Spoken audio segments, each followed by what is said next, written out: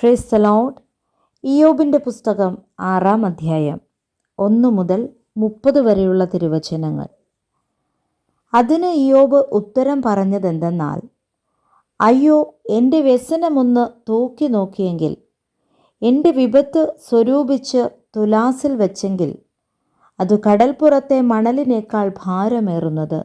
അതുകൊണ്ട് എൻ്റെ വാക്ക് തെറ്റിപ്പോകുന്നു. സർവശക്തൻ്റെ അസ്ത്രങ്ങൾ എന്നിൽ തറച്ചിരിക്കുന്നു. അവയുടെ വിഷം എൻ്റെ ആത്മാവ് കുടിക്കുന്നു.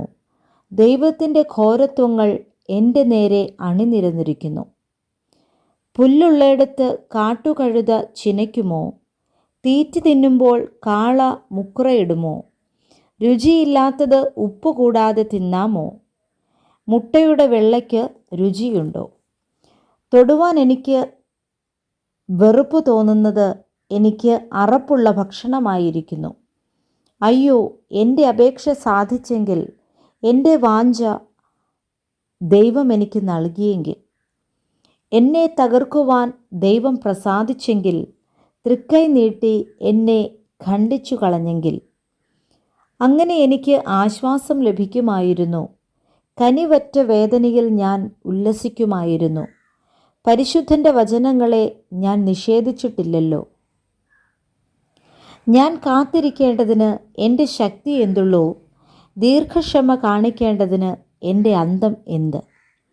എൻ്റെ ബലം കല്ലിൻ്റെ ബലമോ? എൻ്റെ മാംസം താമ്രമാകുന്നുവോ? ഞാൻ കേവലം തുണയില്ലാത്തവനല്ലയോ? രക്ഷ എന്നെ വിട്ടുപോയില്ലയോ? ദുഃഖിതനോട് സ്നേഹിതൻ ദയ കാണിക്കേണ്ടതാകുന്നു. അല്ലാഞ്ഞാൽ അവൻ സർവശക്തൻ്റെ ഭയം ത്യജിക്കും. എൻ്റെ സഹോദരന്മാർ ഒരു തോട് പോലെ എന്നെ ചതിച്ചു. വറ്റിപ്പോകുന്ന തോടുകളുടെ ചാൽ പോലെ തന്നെ. നീർക്കട്ട കൊണ്ട് അവ കലങ്ങിപ്പോകുന്നു. ഹിമം അവയിൽ ഉരുകി കാണാതെ പോകുന്നു. ചൂട് പിടിക്കും നേരം അവ വറ്റിപ്പോകുന്നു. ഉഷ്ണമാകുമ്പോൾ അവ അവിടെ നിന്ന് പോയി പോകുന്നു. സാർത്ഥങ്ങൾ വഴി വിട്ടുതിരിഞ്ഞു ചെല്ലുന്നു. അവ മരുഭൂമിയിൽ ചെന്ന് നശിച്ചു പോകുന്നു.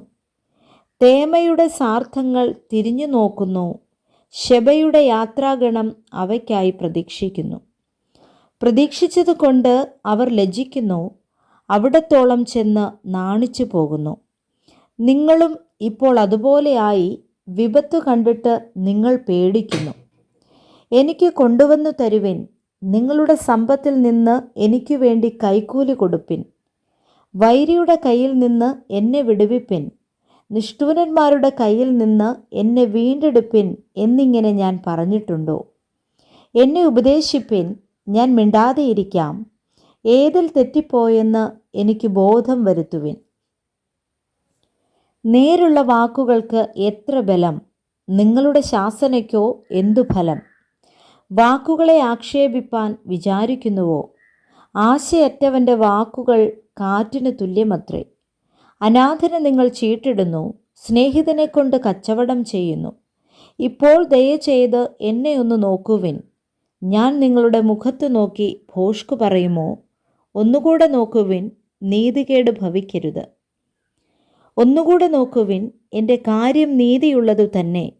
എൻ്റെ നാവിൽ അനീതിയുണ്ടോ? എൻ്റെ വായ് അനർത്ഥം തിരിച്ചറിയുകയില്ലയോ? Praise the Lord. വായിച്ച വേദഭാഗങ്ങളാൽ കർത്താവ് നമ്മെ അനുഗ്രഹിക്കുമാറാകട്ടെ. ആമേൻ.